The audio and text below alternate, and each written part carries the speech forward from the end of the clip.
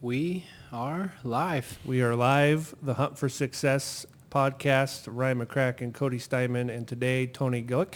Golik. Golik. You might have to correct me a few times. Yeah. Episode number 25. I'm really excited about today's episode. So you and I met briefly last week, Right. and kind of got introduced. I got introduced to the Children's Justice Center, and that's where you and I met at one of the planning events for their upcoming fundraiser.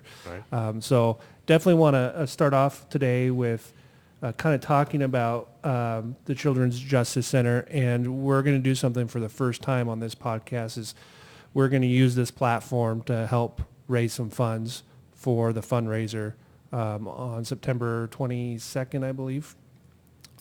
Something like that. It's right in there. I can't remember off Okay. the top of my head exactly So, which day in September. In it is. September. So Yeah. we have about a month and a half roughly, and I'm giving us a goal of 10 grand. Great. So we'll dive in, but before we do, you guys can click on, there should be a link somewhere around our YouTube window or on social media, you can find it, but it's our GoFundMe page. It's the first time I've done a GoFundMe page. I think if you go to GoFundMe.com and just search for Clark County Children's Justice Center, you can get on there and donate, and let's see if we can hit our goal of 10,000. So Tony, Clark County prosecuting attorney, Right. correct? Correct. I want to hear how you got there, but tell me a little bit about your involvement with the Children's Justice Center. Okay. I think the easiest thing to do when talking about the Children's Justice Center is to give people kind of perspective of what it is to start off by explaining if we didn't have a Children's Justice Center. Okay, so let's say there was no Children's Justice Center, and there was a case, like so many cases, where a child was physically or sexually abused. Unfortunately, it happens frequently. So let's say, just purely hypothetical, a 6-year-old boy or girl is being sexually assaulted over a period of time. And then that child makes a disclosure, discloses to a school counselor or to a doctor or to a neighbor, makes a disclosure to somebody. And so, Or if somebody notices, or if somebody sees, if a physician sees bruises on the sure, arms. yeah, if it's a physical one, yeah, it could be at a doctor's appointment. Maybe a doctor would see physical injury. More common though, the vast majority of cases are sexual assault cases, so it's usually an actual disclosure that the child will, confide in somebody.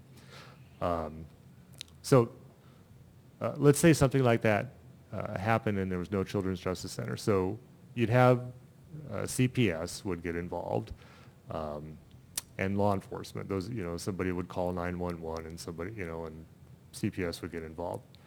So you'd have CPS would be downtown, and they'd be in an office and they'd start to work the case. Is that county CPS or is it state? State. And then you'd have a law enforcement agency.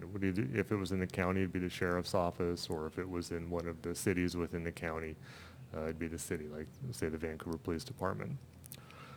So you'd have a law enforcement officer that would start to investigate. Now, if you had no Children's Justice Center, it could just be could be a patrol officer, maybe a detective, and it could be somebody with no experience in those types of cases.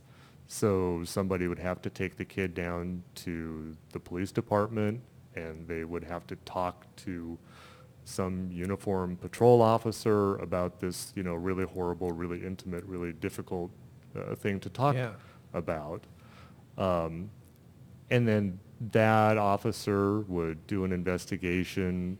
If they knew how to do that kind of investigation, get a case to refer to the prosecutor's office.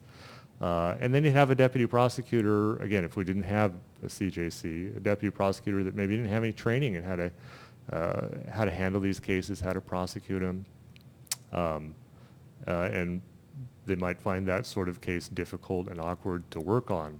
So that was where we were back in, say, 1990 here in Clark County, where, these cases, unfortunately, they're frequent, but there was no specialization back then. So back in about 1990, my predecessor, Art Curtis, and a number of folks in the community back then realized, hey, we need to do a better job on these cases. We need to to specialize on these because these are different. These aren't like bank robberies. You know, every cop knows how to. Well, and were they keeping track of the convictions, like the success Sure, yeah. or unsolved cases? Yeah, there was always data on that, but a lot of the cases just wouldn't even make it kind of through that gauntlet of a disclosure and then an investigation that resulted in an arrest or referral. And then in the prosecutor's office back then, we kept data like we do now on cases that were filed versus those that weren't. So it was just not a good system. I think, you know, back then their heart was in the right place on those cases, but everybody realized back then, hey, you need to get people that want to do these cases, that have specialized training in these cases, and get them all under the same roof so that they're all talking to each other about these cases, so that that child doesn't have to go to the PD and talk to some big uniformed patrol cop about this. They don't have to talk about it over and over.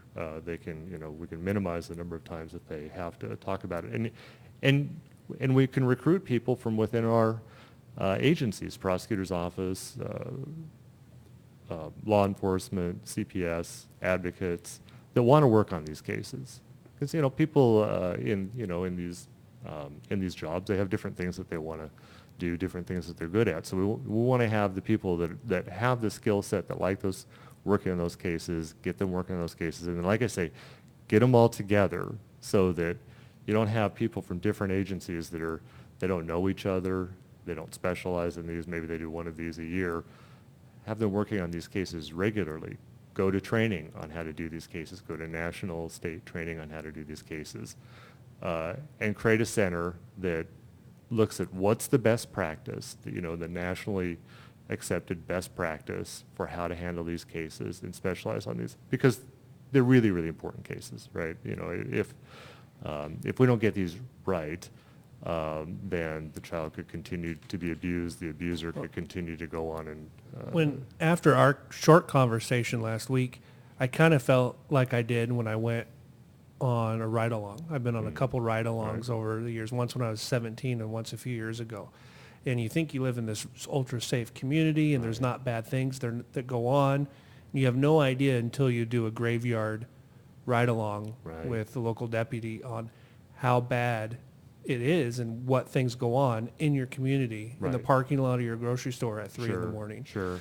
And every time both times I've done the ride-along, I come away going, holy crap, I have a whole new respect for law enforcement, and I have a whole new respect for my safety and what goes on in my community. Mm-hmm. And it made me want to get involved a little bit more. And I think crimes against children is something that people don't think about on a daily basis. Right. And it's not a fun topic to discuss. I mean, you shared one story with me the other night, but even in that group of people, it's not a fun topic to talk about. And so when I walked away, I said, you know, this is one of those, I don't know, it's a not-for-profit, is that correct? Or so the Children's Justice Center is funded by city and county. So you have county prosecutors that are county-funded folks, and then city and county deputies, CPS, state-funded folks are there also. So you have your kind of regular government funding mechanisms, but we also have, fortunately, very fortunately, folks in the community that care about this, that want to help and see to it that the folks that are dedicated to doing this work, and it's hard work, that they have extra support to be able to do things even better. And that's what the Friends of CJC and the Windermere Foundation, what their group has been able to do is do some really significant fundraising so that at the Children's Justice Center we can provide even better resources, better wraparound resources for kids that have to go through this experience. Well, one example of that you gave was hiring an interpreter to help with a specific case. Is that correct? Right, yeah, actually, so we have victim advocates. So we have victim advocates throughout the justice system that assist victims going through the criminal justice court process for all of the different types of cases that we handle in the prosecutor's office. So if it's a homicide, one of our victim advocates will work with the surviving family members to kind of help them navigate and understand what's happening in the system. In a domestic violence case, domestic violence victim will have a victim advocate. So in child abuse cases, we have victim advocates there at the Children's Justice Center. They're an integral part of the center. Well, we realized that one big problem that we had at the Children's Justice Center is the advocates that we had there, only English speakers, no Spanish-speaking victim advocates. And, we have a significant number of cases that come through the center where the victim or the victim's family members, they don't speak English, or they don't speak English well. It's not their first language. Yeah, not their first language. So we were able, specifically with fundraising from the Windermere Foundation, we were able to hire another victim advocate, so another one who is a Spanish speaker, which has been a hugely helpful asset to the So center. not necessarily a translator, but somebody who's Right. an advocate who also speaks Spanish. Exactly. So we would have translator services for cases in general. So the court has to provide translators. So if we had a case, and we have this throughout the system, and if it's if the person say it's not Spanish, say it's Russian or say some other language, we can get translator services, but that's just purely translation and nothing else. Yeah. It's much better to actually have an advocate that can speak in the person's Yeah, 'cause first language. I would imagine the level of shock that has to be overcome Oh, yeah. when interviewing the family members or interviewing children Yeah. is high. And so I could see how having So someone it's that a- speaks your language Oh, there yeah. that can comfort you and yeah, I could see that would be a big difference. Huge difference, yeah, because translators, they are just going to purely translate. Victim advocates, they're there to talk to the victim And talk to the leading victim's family. questions and really getting the child to be able to explain themselves, if you And will. trust, right? Yeah, trust. The advocate's job isn't actually to interview the child about the incident. That's not their job. That's the forensic interviewer's Okay, job. gotcha. But the advocate's job is really just to be support, to explain the court process, answer questions about the court process. A lot of work with the family and answering those questions. Could imagine, like you were talking about, the average person, you don't think about this stuff in your life. You hope to go through life and never think about this stuff. And then all of a sudden, you're thrust into this world.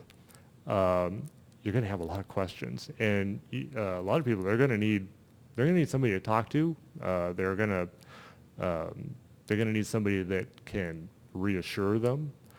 They're going to need somebody sometimes to take them over to the courthouse and show them, before they go and testify in trial, this is a courtroom. This is where the judge is going to be. This is where the jury's going to be. This is kind of how it will go. Does the defendant get similar treatment? So defendants, again, they will always have translator services. Defendants, if they are indigent, they get a court-appointed defense attorney. So there's not a defendant advocate program. You could say that about defense attorneys because they advocate for the defendant, but the victim advocate programs are actually programs that are associated with the prosecutor's office to help victims in the way that I've been talking about just now. And do the same advocates also help? And I'm not an attorney by any means, but with the defendants as far as getting information out of them, interviewing them, and No. making sure that it leads to a conviction? Or No, not at all. So the victim advocates that I'm talking about, they're actually connected to the prosecutor's office, so they can't talk to a defendant. So a defendant, somebody who's charged with a crime, we could be talking about one of these crimes at CJC or any other crime in the system. So once they have an attorney, the Sixth Amendment right attaches, and they cannot be interviewed, talked to, questioned without Until the trial. without counsel present. Until if they choose to testify, if they choose to, then they can be cross-examined by the prosecutor. Well, the whole point of this podcast is to share stories of success in one form or another. Right. And it's really easy to get glamorous and get excited about CEOs running big companies or entrepreneurs starting companies, but you never think about the success stories that are in your community that aren't derived about achieving a certain level of business or financial success, but recognizing a problem in the community and then coming together and forming something like the Right. Children's Justice League. I Right. think is a huge success story. It's a huge success for our community. It's one that, like I say, we're fortunate that we've had it for since the early 90s in our community, but there are a lot of other communities, across the nation that don't have something like this. Did they exist during Wesley Allen Dodd? Yes. That would have been right when they started, right? Yeah, that one actually, that was prosecuted by Art Curtis. It was not, I think, specifically identified as a Children's Justice Center case. It was prosecuted as a horrible homicide case. Yeah. So a little different, but that was around the time that these were forming up. Whenever I think about crimes against children, that's always the case I remember yeah. because I was a kid when You're that here, happened. yeah.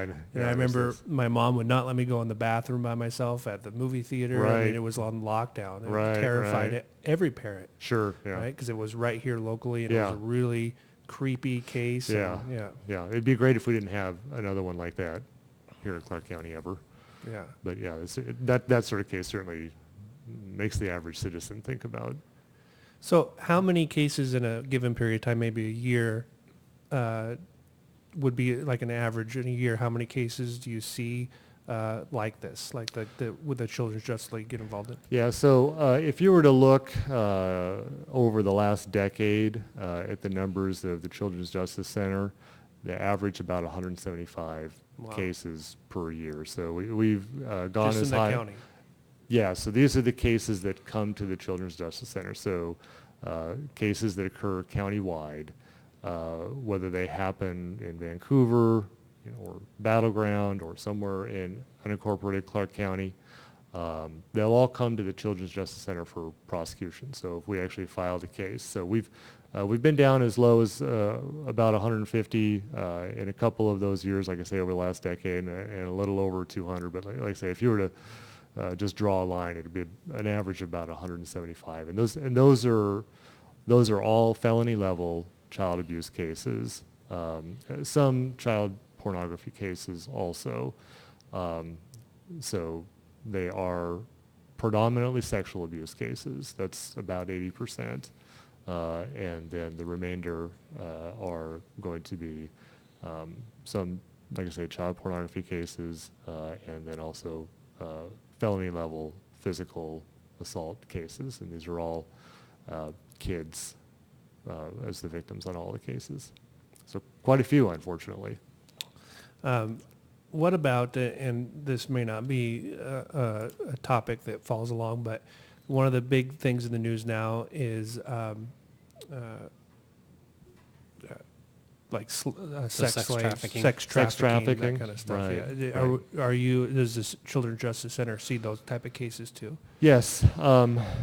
So child sex trafficking cases are, they're in the news a lot. Large jurisdictions get a fair number of those cases. We do those cases at the Children's Justice Center. We don't get very many of those cases. Those cases, they're generally very difficult for law enforcement to crack those cases. So every year we have some years more than others. Certainly more than we have had in the past.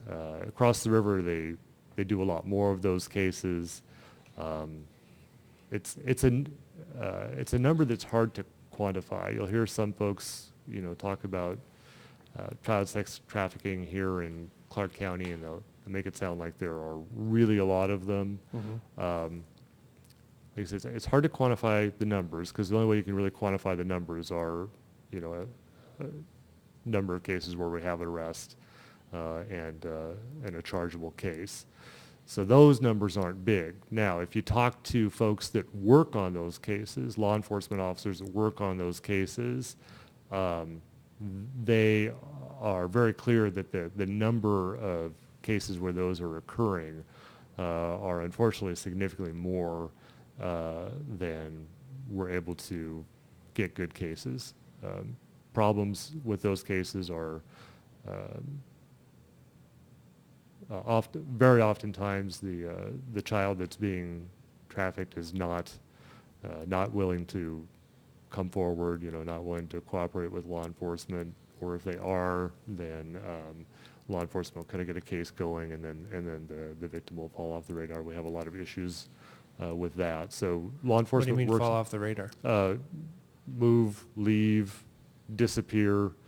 It used to be that, so a lot of those cases are, sex traffickers where you have an individual that is,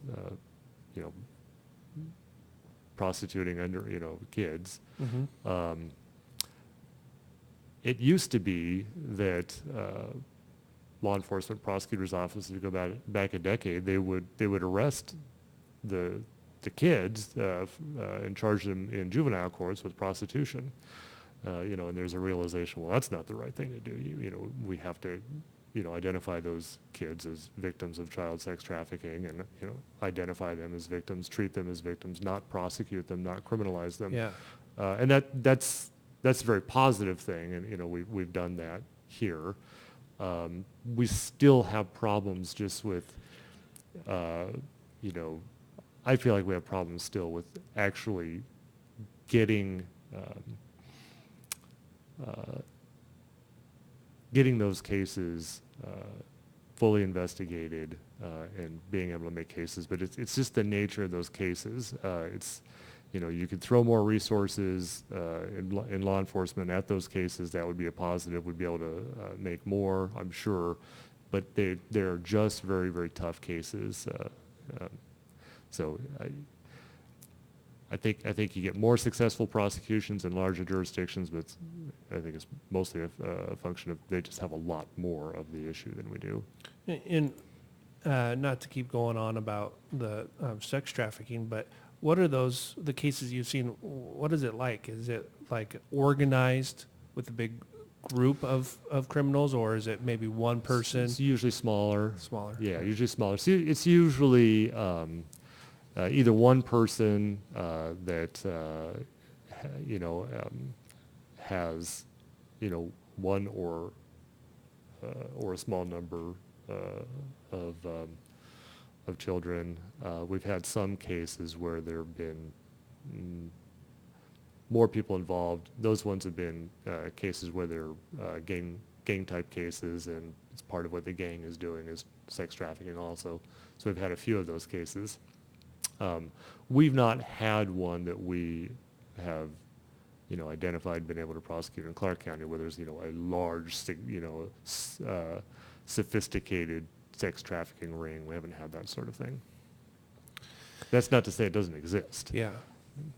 What about, do a lot of these cases come up after the crimes happen? Like, for example, do you have people that maybe are older than 18 that come out and say, look, Oh, yeah. 10 years That's ago, absolutely. I was abused by this person? Yeah. Is that a lot of it? Yeah. In fact, that's where you get a lot of the data from folks that are working in this area to identify how big the problem is.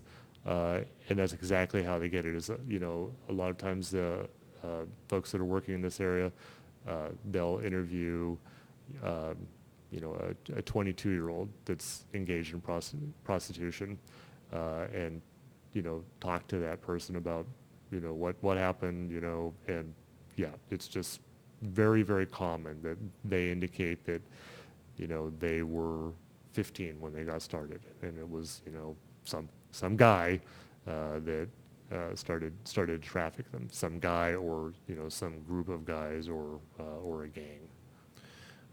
And not just with the sex trafficking, but with all the crimes against children. Is there a statute, like if I'm 25 and I say when I was 10, something happened? Is there a certain time where? Yeah. So there are statute of limitations. There are statutes of limitations for all kinds of crimes, and so for child abuse cases, there are age ranges, and there are statutes of limitation that rely on times of disclosure, age, and those statutes of limitations relate to the age ranges, the class of crime, ABC crime, and the time. And those statutes of limitations continue to get expanded by the legislature, which I think is A good positive, thing. a Yeah, positive absolutely. thing. Yeah. Well, it's like I said, it's kind of like a ride along. It's a horrible thing that happens, and I think it's a really good fundraiser, a good Oh, it's fantastic. nonprofit to Yeah. to donate to. If people want to get more information on the Children's Justice Center, they can go to the county webpage. Right. Where else can they go? So Windermere, I don't know exactly. So it's the Windermere Foundation that puts on this large fundraiser that's coming up in September.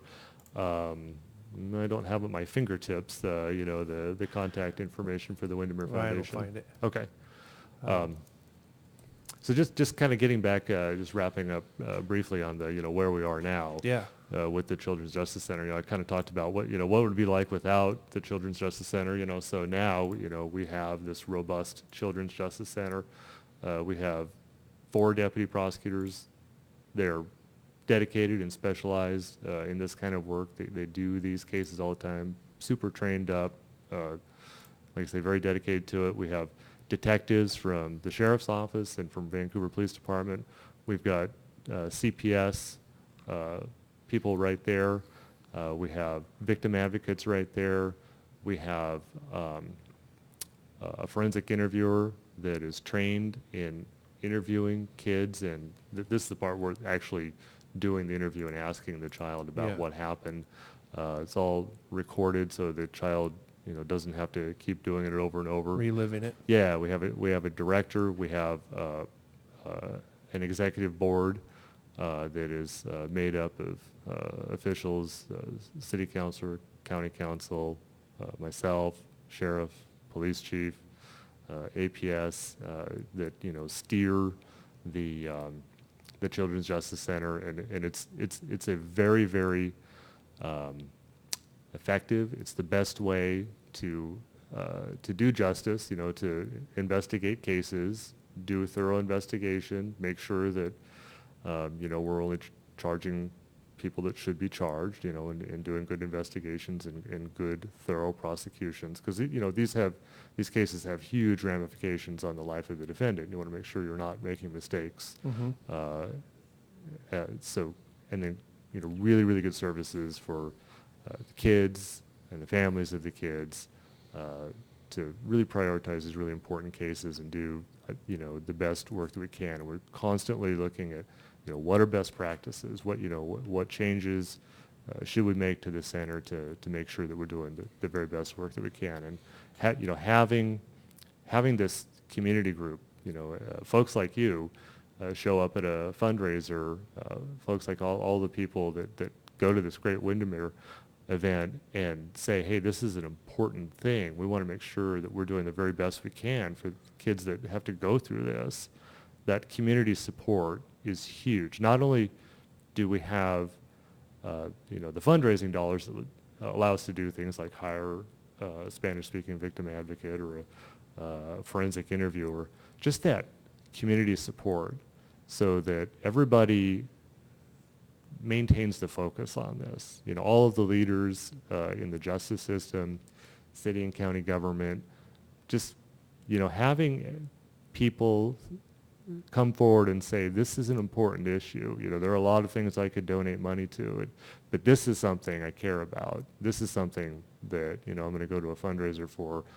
I'm going to donate seeing that community support is really, really important. So I think it's great that you're doing this in the podcast today and doing this. And I've seen what my wife is in the senior living or skilled nursing, and so she's been involved with the elderly abuse Right. center, and so I got to hear a lot of the cases that were going on, Right, I or bet. a lot of the cases that would get identified during when somebody enters senior living or Right. skilled nursing, Mm-hmm.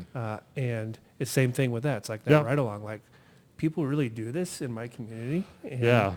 and both the elderly but children. I mean, they don't have the support that they should, and the awareness, like you said. Right. And it is cool seeing all the people that are involved, different companies and different people that are involved in this nonprofit. But So real quick, I'm just going to pull up the screen capture. You can go to windermerevancouver.com /CJC Gala. Or if you just go to the Windermere Real Estate Vancouver website, you'll see the CJC Gala auction, and there's more information that you can get from there. So so if it's okay, I just want to, and I might, if I'm going to get a little detailed here, because I Sure. want to hear some of the stories, if that's okay, if you're okay sharing them. Sure. If you're listening, this may be hard to listen to, but kind of going back to the Wesley Allen Dodd, do a lot of these convictions in the death penalty? Have you been involved with those? No, the death penalty is very, very uncommon in Washington, and in fact, the governor has a moratorium on the death penalty. So we're When did that moratorium start? trying to remember the year. So it's Have I can't say exactly what year Governor Inslee issued the moratorium. Even before that, if you go back into the kind of late 80s through the mid 90s, it was so to get to a death penalty case, you have to have an aggravated murder in the first degree. That's the only crime where lawfully you can seek the death penalty. So you have to in the have state of Washington? in the state of Washington. So that means that it needs to be a murder that is intentional and premeditated, and there has to be an aggravator. So it's an aggravator off a specific list of one or more of 13 specific aggravators. Like, give an example of what aggravated. Multiple victims committing a robbery during the course of the premeditated intentional murder, or a rape in the course of the premeditated intentional murder, or drive-by shooting in the course of the premeditated intentional murder. So you got to have a really specific type of murder that basically the legislature said, okay, all murders are horrible, but if you commit a premeditated intentional murder with one of these aggravators, that's like the most horrible of all the horrible murders. So that's where you get into the ability to even seek the death penalty. Death penalty litigation in the state is much less frequent now than it was 20 years ago. It's a factor of a number of things. I would say probably the length of litigation, the cost of litigation, and most important, the lack of success in death penalty litigation. So the vast majority of cases, if a prosecutor files the death notice, goes to trial, and the jury, after hearing the trial, does the penalty phase, comes back with a death sentence verdict, those cases generally get reversed a decade later by Court of Appeals or Supreme Court in Washington, and then back to either a whole new sentencing phase or even a whole new trial. But in his case, he pled guilty to everything. He And then pleaded guilty, and then he wanted the death penalty. So that very just everything about that case extraordinary. Yeah. So We've not sought the death penalty in quite some time here in Clark County. We've had a few cases. So I've been the elected prosecutor since January of 2011, and we've had a few cases where we filed aggravated murder, but ended up either the person pleaded guilty to life without, or after great consideration, looking at the case, mitigation package by the defense, extensive consultation with surviving family members, and lots of analysis, we've decided on those cases not to seek the death penalty and go to trial and seek sentences of life without, which we've obtained in all of those cases. What are some of the other common sentencing that happens in these crimes? So in these cases, like I said, we're not talking about death penalty, but we are talking about very, very long prison sentences in a lot of these cases. A lot of these cases are very hotly litigated. It's common in child abuse cases, more so in other serious cases, that the defendant might not have any priors. So they often have significant assets, ability to hire private counsel, and looking at a lot of time. You know, if the charge is multiple counts of rape of a child in the first degree, you know, the defendant can be looking at up to the rest of life in prison. If they get convicted, they're gonna get sentenced to a very long sentence. You know, somewhere in the high teens to high 20s type number of years, and then this is the one type of case where you have basically a parole board, but it's not parole in the standard sense where you can get a shorter sentence and get out on parole. It's actually you serve your whole sentence, then you go before this board to decide, are we going to let you out, or are you still a danger, and are we going to hold you even longer? So it's kind of a reverse parole board almost. What do you think the standards are, or the statistics for people that commit these crimes that are basically rehabilitated and are, you know, I guess you would say are truly sorry for what they did, and they can come out and be a normal member of society again? Yeah, that's a tough question. So say we do 175 of these type of cases per year. Mm-hmm. So that'd be a small kind of cohort number if you're talking about numbers in general. And then to say, gosh, what percentage of those guys really are truly sorry, really address their problem, go through robust treatment, actually really change? I can't accurately answer that question. What I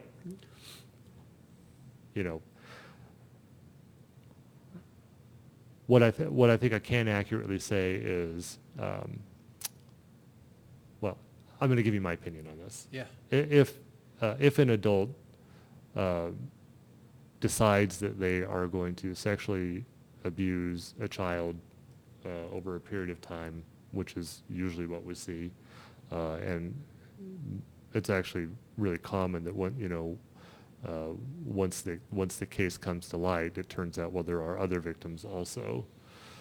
And if it's a 40-year-old guy that's doing that,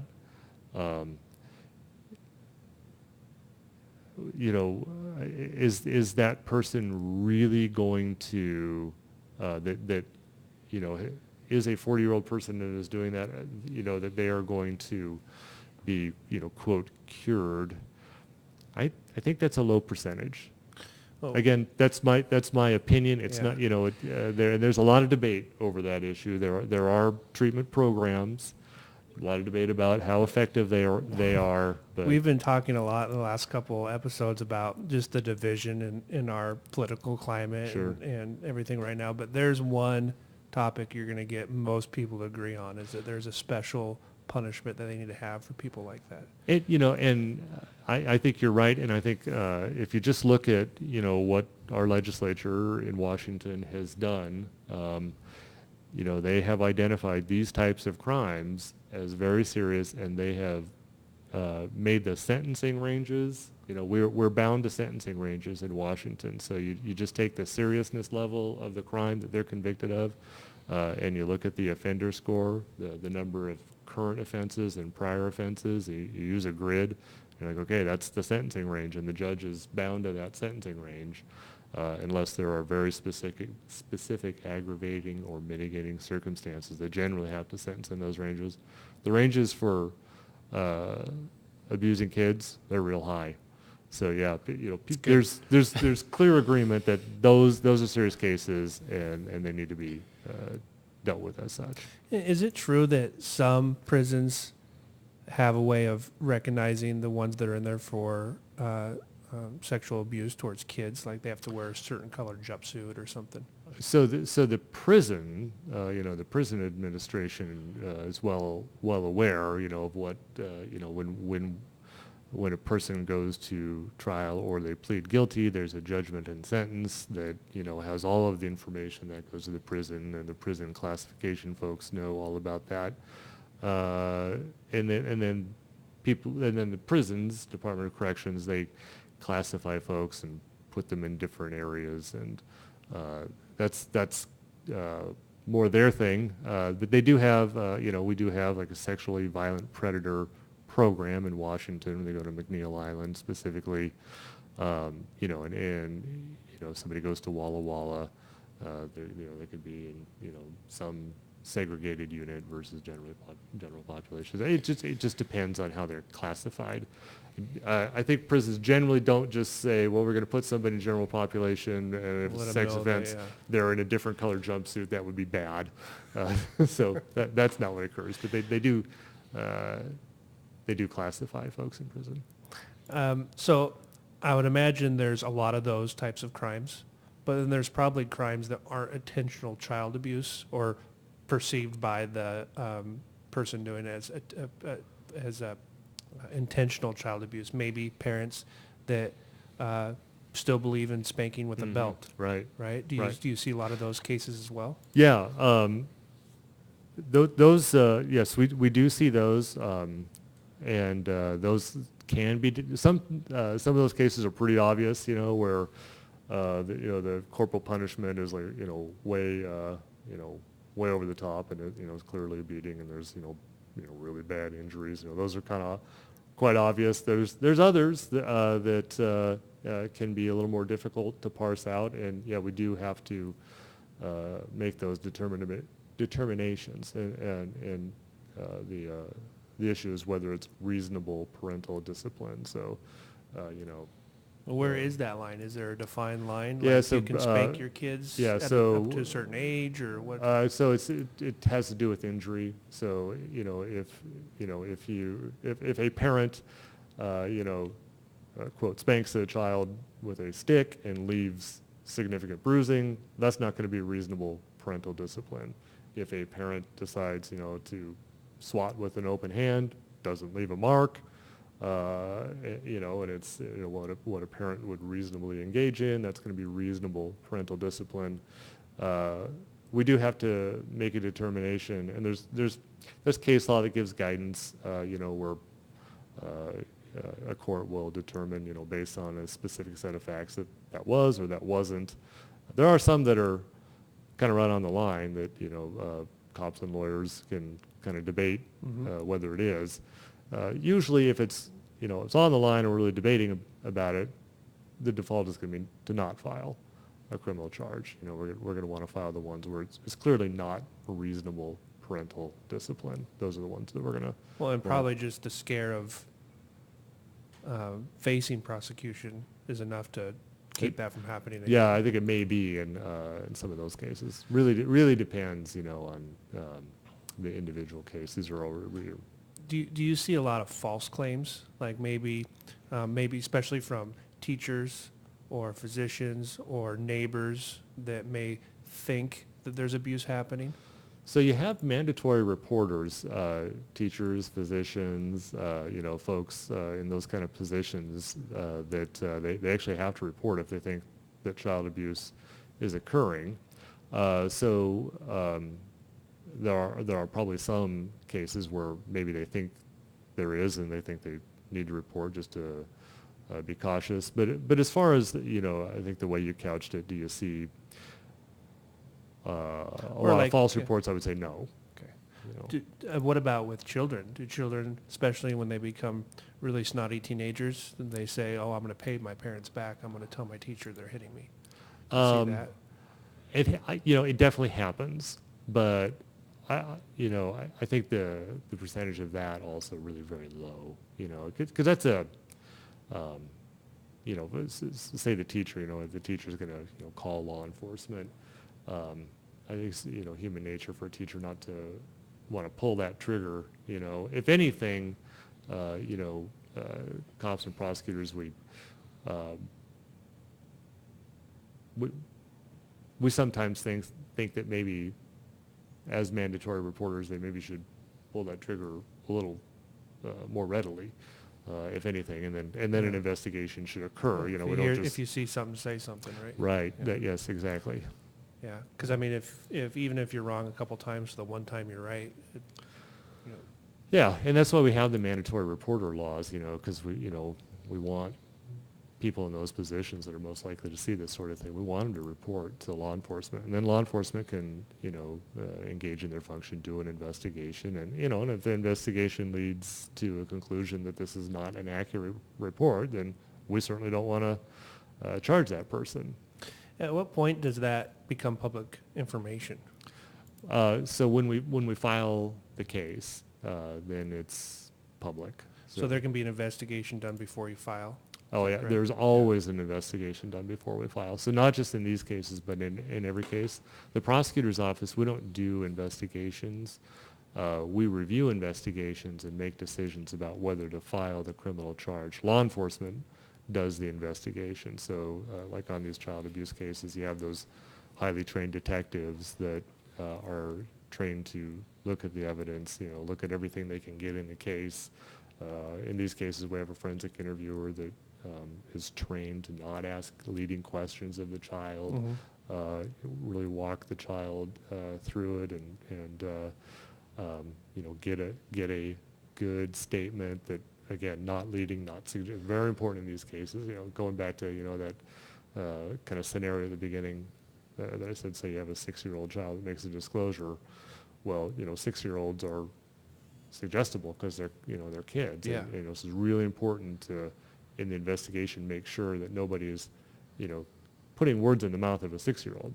So 36-year-old, you can say something, and 36-year-old's going to say, no, that's not what happened, But in these cases, that, can be a problem. So that's been an area where there's been a lot of research in the investigation of these cases. But if either somebody that had mandatory reporting or a neighbor or a family member suspected something, maybe a child mentioned like, oh, yeah, once in a while I get touched in that place or something like that, but they don't want to ruin the parent's life if it's not really happening, they don't have to worry about that information. They could report it.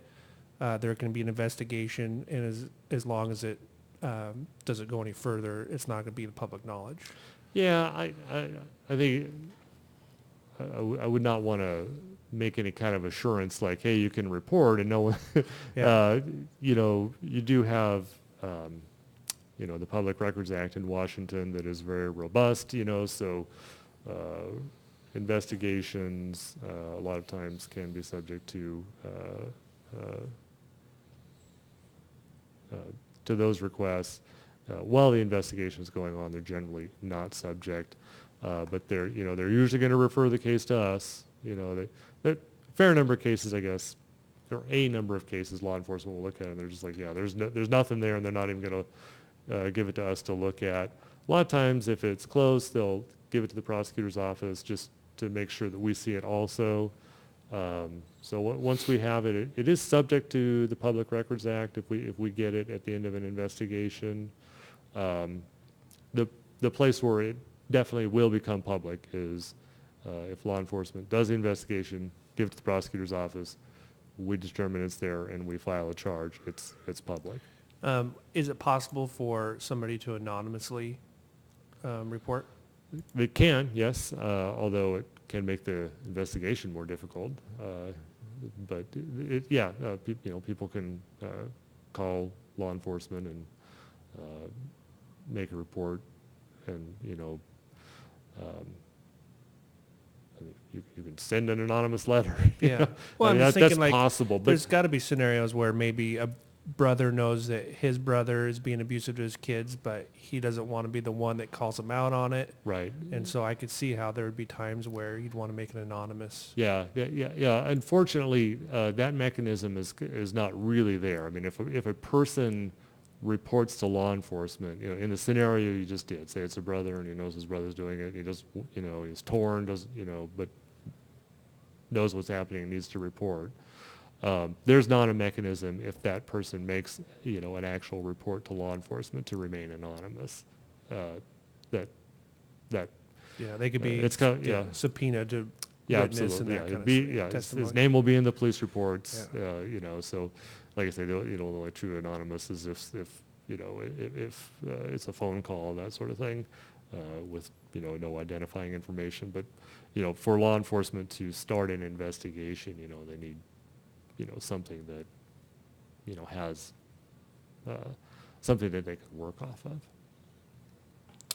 of. Does every big city, big county have a children's justice center? I can't speak to nationally. It's really become the accepted model for all of the larger counties. So if you were to look across the state of Washington, Snohomish does, we do, King County, Thurston, Cowlitz. They're definitely, when you start getting on the other side of the state, and a lot of the smaller counties, they don't, because like I say, you just, if you're in a small county, and there's, instead of a huge law enforcement force and large prosecution force and all those assets, you just can't specialize. Yeah. So if you're in, There's only so much resources. a lot of they don't have them, but it is the accepted model and has been for quite some time for larger counties that have resources to go to this model. All right. Well, not a fun topic to talk about. Ryan, do you have anything you want to add before we talk about something that's a little more enjoyable? Yeah, I was just going to say let's get into Tony's story and how he got to be where he's at. The and, other fun stuff yeah. about criminal prosecution. Right? Yeah. And we had a great conversation, very friendly conversation that didn't revolve solely around Right. this, because we started talking about fishing, and then it's almost like That was so we much don't more have to talk. fun than Yeah, talking. but this stuff needs to be talked about. Yeah. I love talking about this stuff, and like you said, it's not, you don't just walk up to somebody at a cocktail party and start talking about child abuse, unless you happen to be at a fundraiser for child abuse. And if it's okay, I do want to say one more thing. One story that hit me is the one you shared with me. If it's okay, I might talk a little bit about Sure. it. There was Yeah. you're gonna have to totally correct me because I'm gonna butcher this, but there was a autistic child that was beaten to death by his family. Is that correct?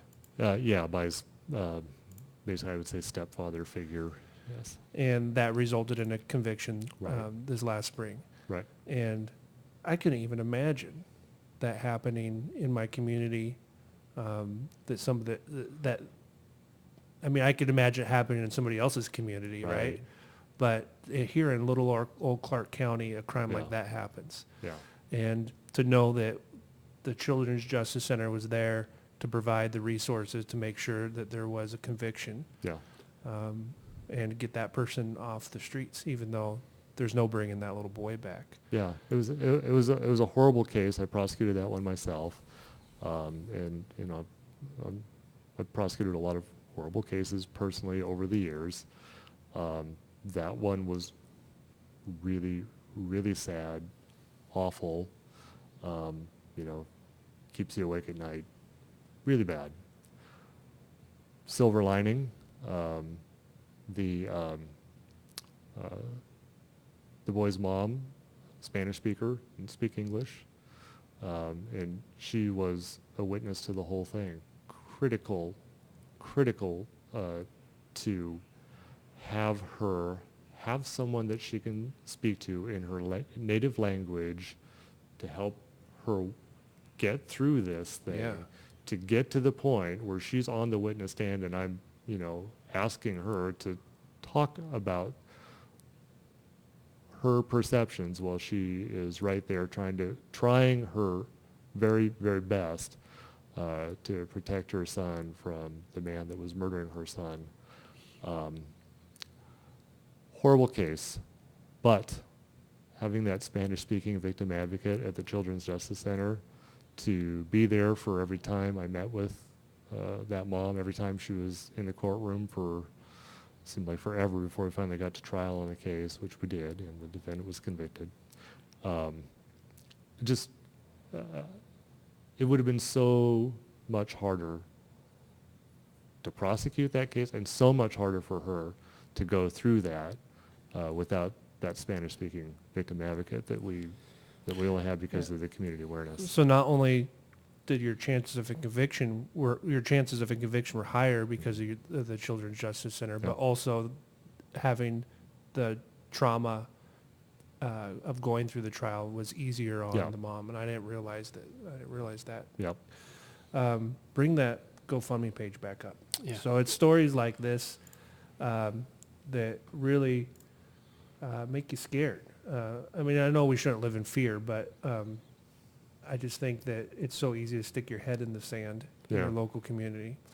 And of course, we see the commercials on TV with the pets in the cage with Sarah McLachlan singing sad songs, and it pulls at your heartstrings. But this is here in Clark County. Yep.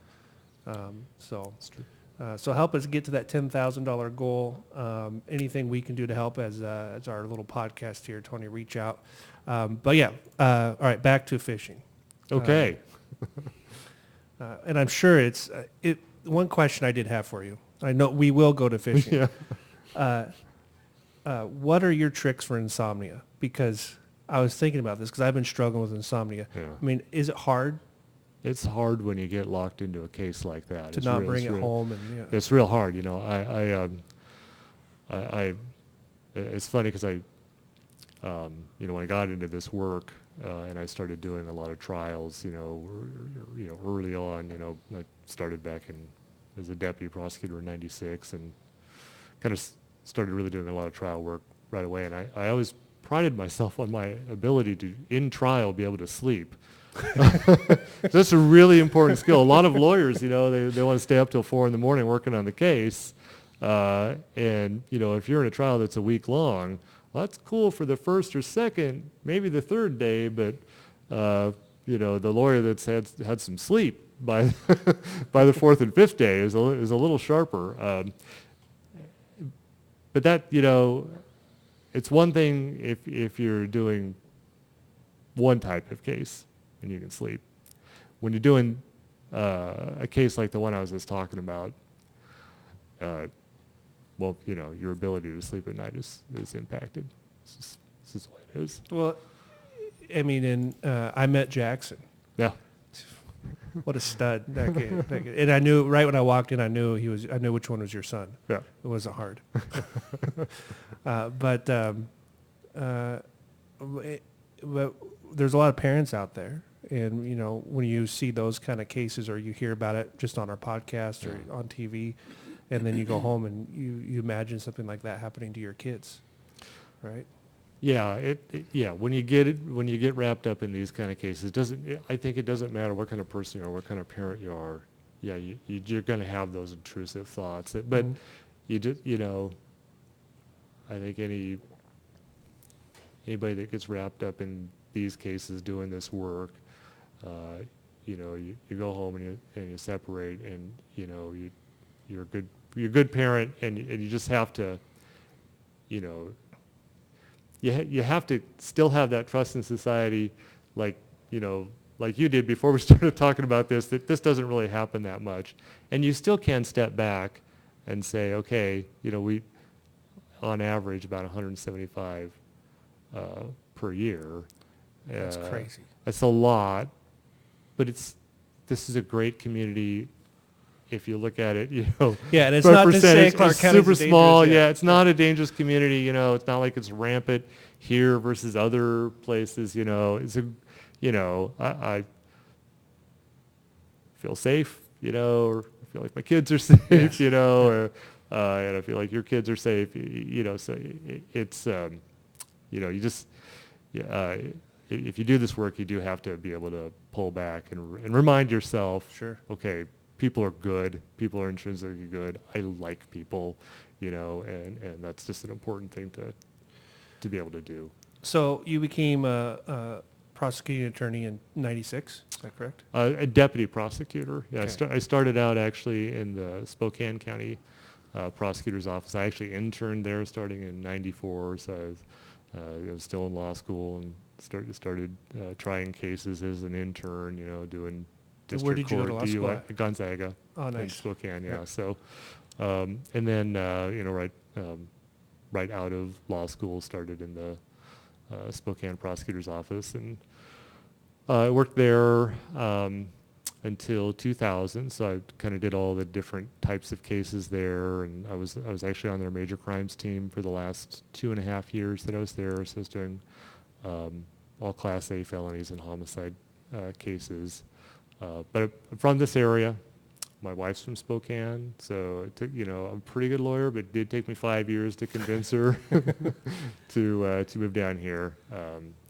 And so we came here in 2000 and been here since. So when you were going to law school, did you know this is the direction you wanted to go? Yeah.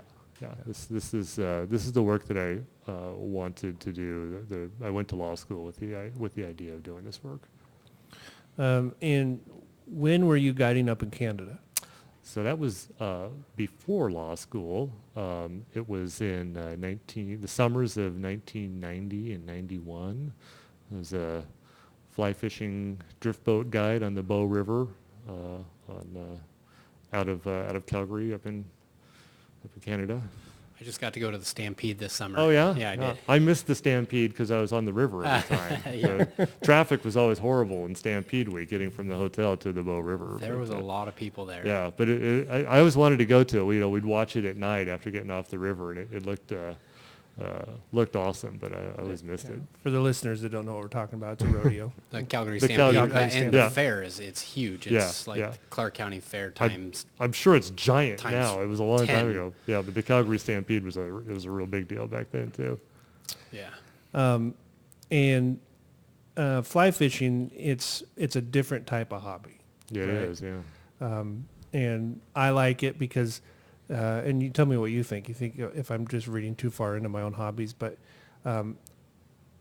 I like having hobbies outside of my career Yeah. that kind of utilize similar skills Uh-huh.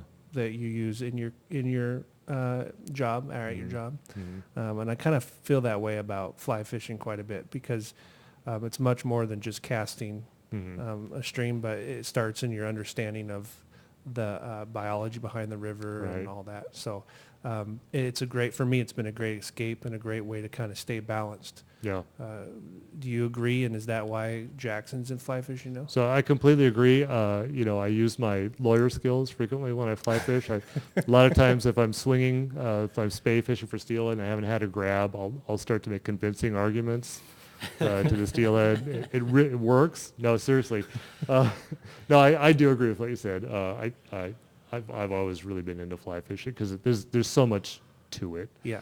You could get so immersed in fly fishing and all the different types of fly fishing, swinging for steelhead and dry fly for trout. It's a slippery slope. oh, yeah. It's like, oh, I like fishing. I'm going to Yeah. try fly fishing. Oh, fly fishing's fun. Boom. Oh, I'm no, I fly have a fishing problem. nerd. Yeah, I turned into a complete nerd. Yeah. My wife walks in. She's like, I don't even recognize you. What are you doing? Yeah. As I'm tying flies. Yes. And, Yeah. yeah. She calls me a nerd all the time. But Yeah.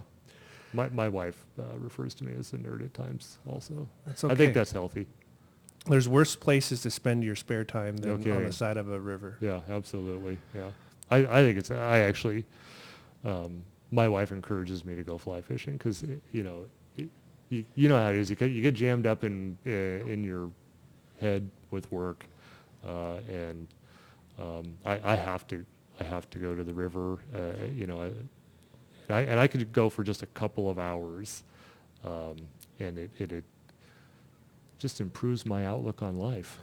So whose idea was it for your son to become a guide? Did you encourage him to do that? So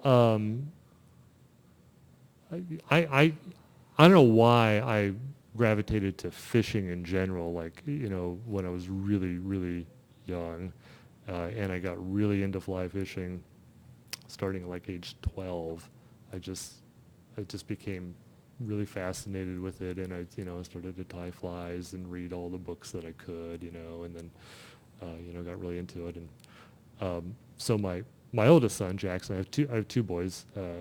My younger boy, Carson, is 15. My older boy, Jackson's 19. When Jackson was big enough to be in one of those backpacks, and I could, take him to the river, he was in the backpack with me, and I'd hook a fish, and he'd kind of, stand up in the backpack. He just, I don't know how he got into it. So he just loved it from the get-go, and we've fly fished together a ton, and he was hanging out in the Grease Line Fly Shop here in Vancouver. The owner closed down after I think he had it for 40 years. He closed down just a couple of years ago. So Jackson was a kid, and he'd go in there and hang out. And, next thing you know, he's tying flies for him, and and then stocking shelves and that sort of thing. And it just seemed kind of obvious that Jackson would become a fly fishing guide. So now he is. Well, because at 19, I can't think of a cooler thing to Yeah. do. Is one, you got to make money fly fishing, Yeah. but also the lessons that you probably learned and he's learning now, being a guide at such a young age, Mhm. and the responsibility Mhm. and knowing first aid in case someone falls Yeah. over and cracks their head open, Yeah. and the responsibility of taking people in a drift boat, Yeah.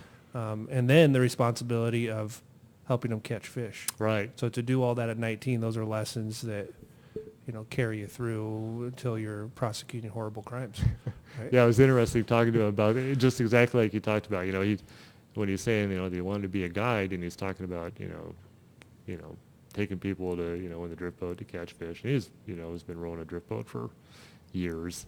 But then when he actually started to officially do it, having those conversations about, hey, I'm not going to be there to make sure the boat is loaded perfectly and the safety chain's on, and it just, kind of all those little details, making sure that you have the appropriate number of life jackets and all of that stuff. Yeah, he's done really well in it, but yeah, as a parent, when your kid's going to go out and do something like that at first, you're kind of a little nervous at first. Sure. He's done very well on it.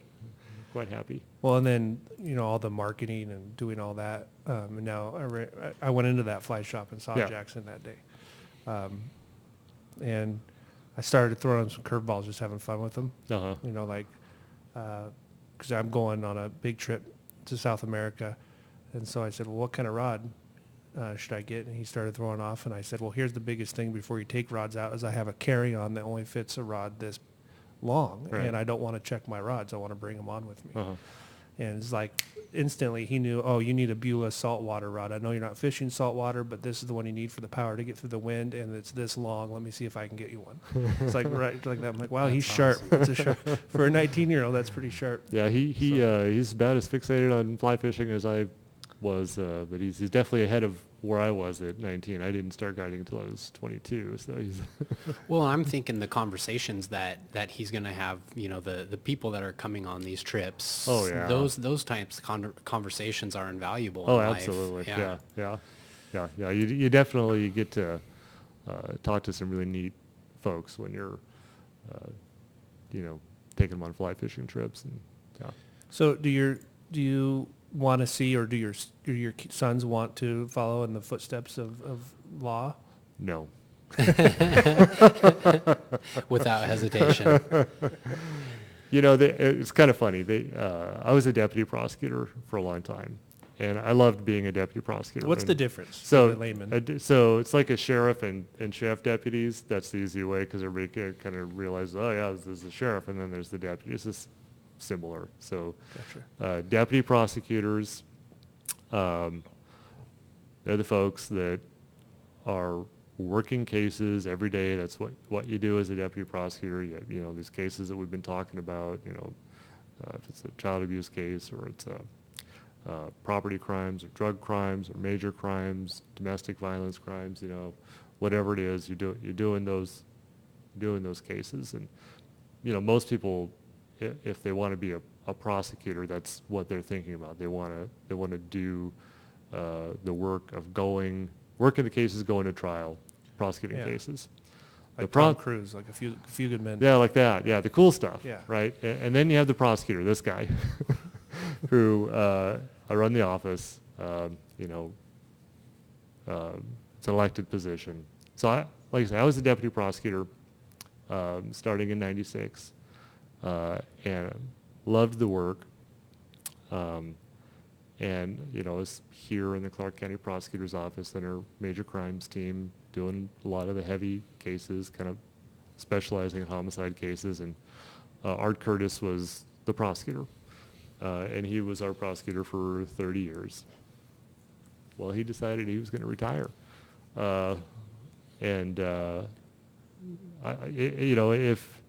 if he had been a younger guy, it'd be funny if he was here, and I would say if he was a younger guy, because he'd take umbrage with that. But circumstances were different, and he wasn't at retirement age.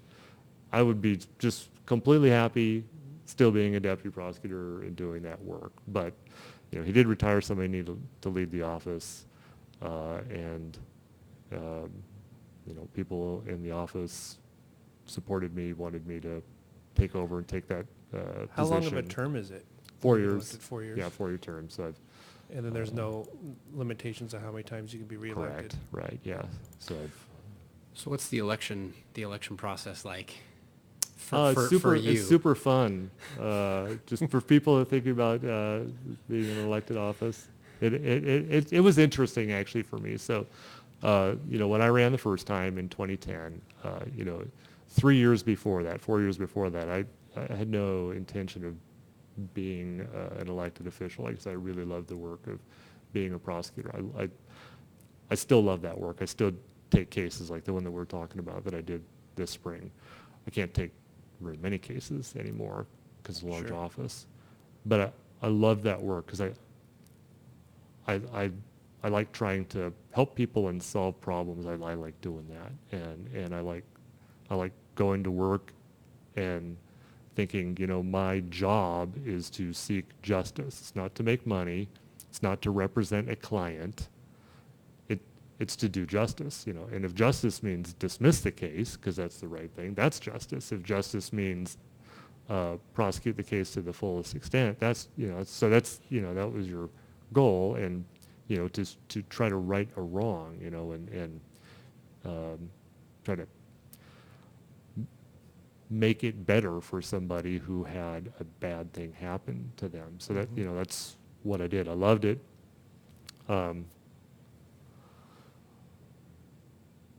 But the work that I do now is, as the elected prosecutor, it's very, very important, and still it's to, seek justice. That's, what I do as the leader of the office.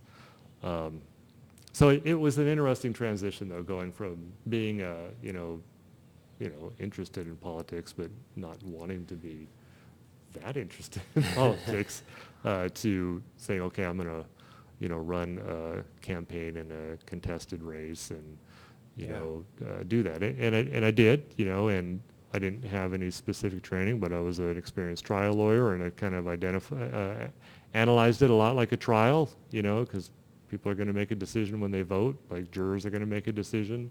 So I just kind of looked at, what's my evidence? Am I the right person for the job? Do I have reasonable, compelling arguments that I'm the right person for the job? And then, took that year and did the regular job and then campaigned like crazy. How much of it also. do you think comes down to the paragraph that's in the voter pamphlet book?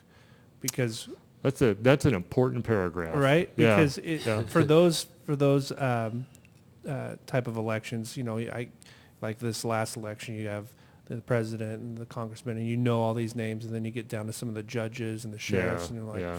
so sometimes I just won't vote. Sure. I'll skip that one. Right, yeah, if you don't want to make the wrong choice. You don't want to make the wrong Yeah. choice, but then sometimes I'll read the blurb, Mm-hmm. and that might be the only Sure. yeah. information I've received on Yeah, that. yeah. So I can tell you, every good politician, they spend a lot of time on that 100 words. That paragraph. Yeah, that's or the 200 words. Yeah, Yeah, yeah. it's because most important. everyone else, the big ones, you already Yeah. have your mind made up Right, before yeah, you get 'cause to the you poll, know, but the other yeah, ones, those yeah, voter yeah. pamphlet. Yeah, you're not looking at president and going, well, what do they say in the voters pamphlet? I wonder where he stands on this topic. Yeah. Yeah. Yeah. All right. Well, let's wrap up. Before we do, I want to ask you a question, and I'm excited to get your answer. We try to ask everybody that comes on the podcast is, what about success is important to you? What about success is important? Or why is it important? Why? Yeah. So that's an interesting question, and I'm sure everybody has I'm sure very interesting personal analysis about what success means and what's important. I don't think that I think day to day about what am I going to do to be a success. What I have tried to do in my life and in my professional career is do the right thing, work hard, be a good husband, father, member of the community, be a good person. And if you succeed in doing those things well, that equals success to me. So that's I think that would be how I'd answer that. Awesome. Well, and you're just a passionate guy. Yeah. I think that comes across. I think you couldn't be a fly fishing guide, a prosecuting attorney on horrible crimes, and do the things you do without being a passionate guy, right? Without having passion. You got to have passion and work ethic. You got to have those things. All right, go to our GoFundMe page. There should be a link around the window. Yep. Hit us up on social media if there's anything you can do to help. But yeah, get on there, get your coworkers on there. Every dollar helps. Let's hit our goal. I think that's all I got. All right. Thank you, Tony. Go ahead. Thank you so much for having me, and thanks so much for talking about the Children's Justice Center and turning this into trying to raise awareness and raise funds for a really important cause. So, Well, this I is really our appreciate first that. attempt to use our powerful influence. You use for your good. power for even more good. Yes. So Thanks, you guys. So jump on there. Thanks, All right. Tony. Thanks. All right. Thank you.